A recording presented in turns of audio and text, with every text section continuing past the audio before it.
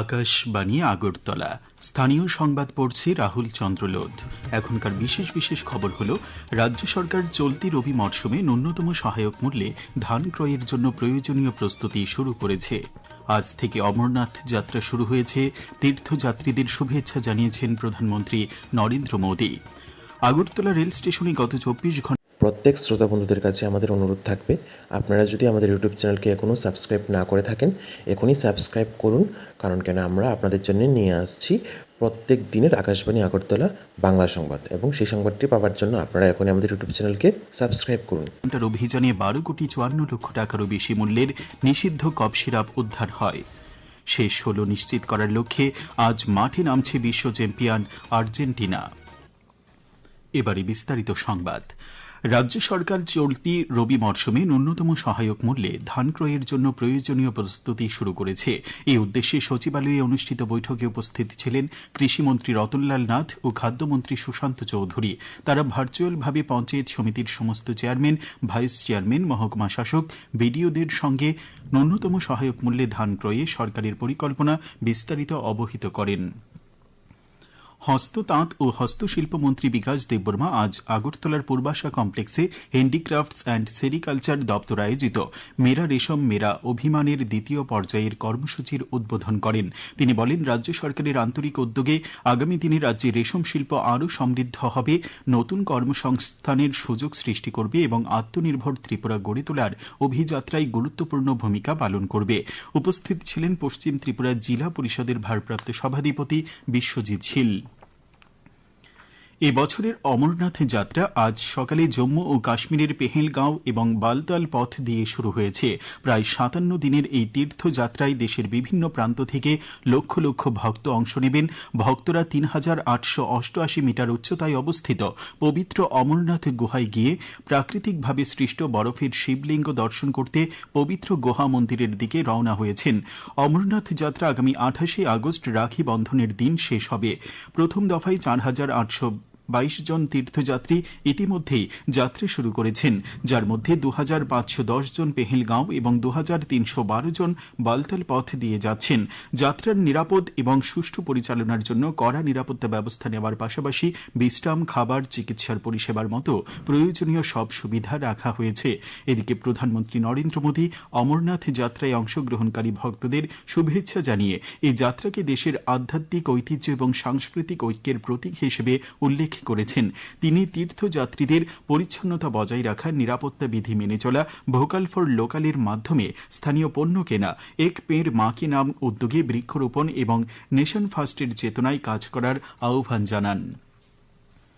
আগরতলা পৌর নিগমের মেয়র দীপক মজুমদার জানিয়েছেন, চলতি মাসে আগরতলা শহরে সিভিল হাসপাতাল উদ্বোধন করা হবে। শেষ মুহূর্তের প্রস্তুতি খতিয়ে দেখতে আজ হাসপাতাল পরিদর্শনে এসে তিনি এই কথা জানান। তিনি জানান, এই হাসপাতালে 7 জন বিশেষজ্ঞ চিকিৎসক পরিষেবা প্রদান করবেন। তাছাড়া পর্যাপ্ত সংখ্যক নার্স, স্বাস্থ্যকর্মী, টেকনিশিয়ান এবং অন্যান্য কর্মী নিয়োজিত থাকবেন, যাতে রোগীরা উন্নত মানসম্পন্ন চিকিৎসা পরিষেবা পান। আধুনিক চিকিৎসা ব্যবস্থার সঙ্গে সামঞ্জস্য রেখে এই হাসপাতালটির পরিকাঠামো গড়ে তোলা হয়েছে। পরিদর্শনকালে মেয়রের সঙ্গে ছিলেন স্বাস্থ্য সচিব কিরণ গিত্তে এবং কর্পোরেটর রত্না দত্ত। সমাধান সমারোহ উপলক্ষে সুপ্রিম কোর্ট স্পেশাল লোক আদালতে অংশ নিতে আবেদনের সময়সীমা আগামী 31 জুলাই পর্যন্ত বাড়িয়েছে। আজ রাজ্য আইন সেবা কর্তৃপক্ষের সদস্য সচিব বেদ প্রতিম দেববর্মা জানিয়েছেন, আগামী 21 আগস্ট থেকে 23 আগস্ট পর্যন্ত বিশেষ লোক আদালত অনুষ্ঠিত হবে। রাজ্যের 181টি মামলা সমঝোতার জন্য সুপ্রিম কোর্ট থেকে আইন সেবা কর্তৃপক্ষের কাছে পাঠানো হয়েছে। এই মামলাগুলিতে সব পক্ষকে ইতিমধ্যে নোটিশ দেওয়া হয়েছে। এর মধ্যে টিআরবিটির মাধ্যমে নিযুক্ত শিক্ষকদের প্রথম দিন থেকে চাকরি নিয়মিতকরণের বিরুদ্ধে রাজ্য সরকারের আবেদন, সর্বশিক্ষার শিক্ষকদের নিয়মিতকরণের রায় চ্যালেঞ্জ করে মামলাগুলিও রয়েছে। শ্রী দেববর্মা আরও জানান, 8 জেলায় আইন সেবা কর্তৃপক্ষে সুপ্রিম কোর্টের মামলাগুলির মেডিয়েশন প্রক্রিয়া চলছে। সব পক্ষকে একসঙ্গে এনে সমঝোতার মাধ্যমে মামলা নিষ্পত্তির চেষ্টা হচ্ছে। সদস্য সচিব আরও জানান, সুপ্রিম কোর্টে বিচারাধীন অন্যান্য মামলাগুলি সমাধান সমারোহের আওতায় বিবেচনার জন্য প্রেরণের উদ্দেশ্যে নির্ধারিত প্রণীত ফর্মের মাধ্যমে আবেদন জমা দেবার সময়সীমা 31 জুলাই পর্যন্ত বাড়ানো হয়েছে। সুপ্রিম কোর্টে জমে থাকা দেওয়ানি এবং বৈবাহিক মামলা, ব্যাংকিং এবং আর্থিক সংক্রান্ত বিষয়, বীমা দাবির মামলা, মোটর দুর্ঘটনা ক্ষতিপূরণ দাবি, আপোষযোগ্য ফৌজদারি মামলা, সরকারি ও পাবলিক সেক্টর সংক্রান্ত বিষয় সংক্রান্ত মামলাগুলি বিশেষ লোক আদালতে নিষ্পত্তির জন্য তোলা যাবে। স্বাস্থ্য ও পরিবার কল্যাণ মন্ত্রকের যুগ্ম সচিব মীরা শ্রীবাস্তব আজ ঊনকোটি জেলা সফর করেন। তিনি কৈলাসহর সার্কিট হাউসে জেলা প্রশাসন এবং স্বাস্থ্য দপ্তরের পদস্থ আধিকারিকদের সঙ্গে কথা বলেন। পরে তিনি কৈলাসহরের ইরানি পিএইচসি অধীন লাটিয়াপোড়া এবং মুর ইবাড়ি পিএইচসির অধীন চিনিবাগান উপস্বাস্থ্য কেন্দ্রটি পরিদর্শন করে পরিকাঠামো এবং পরিষেবা সম্পর্কে খোঁজ খবর নেন। পরিদর্শনকালে জাতীয় স্বাস্থ্য মিশনের সদস্য সচিব ডাক্তার সৌভিক দেববর্মাও উপস্থিত ছিলেন। এই খবর আপনারা শুনছেন আকাশবাণীর আগরতলা কেন্দ্র থেকে। আকাশবাণীর সংবাদের আপডেট পেতে লগ ইন করুন www.newsoneir.com এবং নিউজ অন এআইআর অ্যাপ এবং টুইটার ও ফেসবুক প্ল্যাটফর্মে এআইআর নিউজ অ্যালার্টসে। ইউটিউবে লক্ষ্য করুন নিউজ অন এআইআর অফিসিয়ালে। এছাড়াও আকাশবাণী আগরতলার সংবাদ আপডেট পেতে দেখুন টুইটার বা এক্স হ্যান্ডেলে আকাশবাণী নিউজ আগরতলা, ফেসবুকে এআইআর নিউজ আগরতলা এবং ইউটিউবে আকাশবাণী নিউজ আগরতলা। যুব বিষয়ক ও ক্রীড়া মন্ত্রী ড মনসুখ মান্ডভিয়া বলেছেন 2047 সালের মধ্যে বিকশিত ভারতের লক্ষ্য পূরণে দেশের যুব সমাজই হবে প্রধান চালিকা শক্তি। আজ নতুন দিল্লিতে আয়োজিত মাই ভারত উদ্যোগের শিল্প সংস্থা সম্মেলনে তিনি জানান, শিল্পক্ষেত্র ও মাই ভারতের মাধ্যমে সহযোগিতা বাড়লে যুব শক্তিকে জাতীয় উন্নয়নের লক্ষ্যে আরও কার্যকরভাবে কাজে নিয়োজিত সম্ভব হবে। যুব বিষয়ক মন্ত্রক আজ এই সম্মেলনের আয়োজন করে, যেখানে এসোচেম, ফিকি, সিএআইটি এবং সিআইআই সহ শীর্ষ শিল্প সংস্থাগুলি অংশগ্রহণ করে।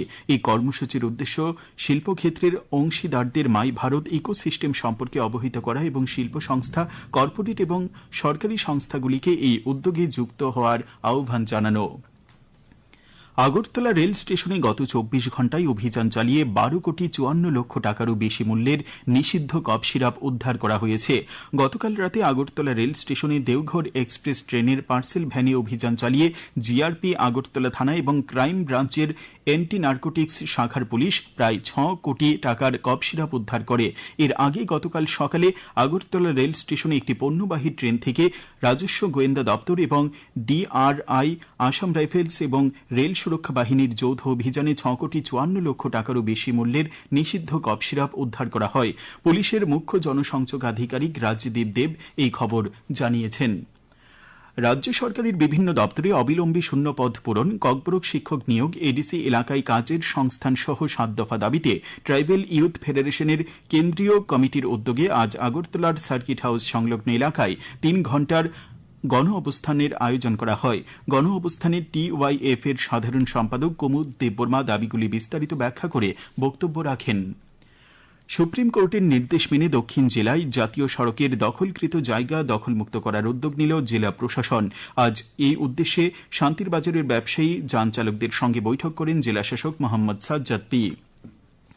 ওবিসি কল্যাণমন্ত্রী শান্তনা চাকমার উপস্থিতিতে আজ পেঁচারথল ব্লক উপদেষ্টা কমিটির বিশেষ বৈঠক অনুষ্ঠিত হয়। উপস্থিত ছিলেন পেঁচারথল বিএসএর চেয়ারম্যান সজল চাকমা, ত্রিপুরা গ্রামীণ আজীবিকা মিশনের সিইও তরিত কান্তি চাকমা, ঊনকোটি জেলার জেলাশাসক মেঘা জৈন। বৈঠকে ব্লক এলাকার উন্নয়নমূলক কাজকর্মের অগ্রগতি বিষয়ে আলোচনা এবং মত বিনিময় করা হয়। বিশ্বকাপ ফুটবলের রাউন্ড অফ 32 পর্বের সর্বশেষ ম্যাচে আলজেরিয়াকে 2-0 গোলে পরাজিত করে পরবর্তী নক আউট নিশ্চিত করেছে সুইজারল্যান্ড। এই রাউন্ডের পরবর্তী সময়সূচি অনুযায়ী আজ রাত 11:30টায় অস্ট্রেলিয়ার মুখোমুখি হবে মিশর। এরপর ভোর 3:30টায় বিশ্ব চ্যাম্পিয়ন আর্জেন্টিনা মাঠে নামবে কাবো ভার্দের বিপক্ষে এবং আগামীকাল সকাল 7টায় কলম্বিয়া মুখোমুখি হবে ঘানার। এই ম্যাচগুলোর মধ্য দিয়ে টুর্নামেন্টের রাউন্ড অফ 32 পর্বের সব খেলার সমাপ্তি ঘটবে। ত্রিপুরা ক্রিকেট অ্যাসোসিয়েশন পরিচালিত রাজ্য ভিত্তিক সিনিয়র ক্রিকেটের এলিট পুলের খেলা আজ থেকে শুরু হয়েছে। ধর্মনগরে অনুষ্ঠিত খেলায় তেলিয়ামুড়া 8 উইকেটে শান্তির বাজারকে পরাজিত করে। এদিকে প্লেট পুলে বিলোনিয়ায় অনুষ্ঠিত একটি খেলায় খোয়াই 47 রানে সাব্রুমকে হারিয়ে দেয়।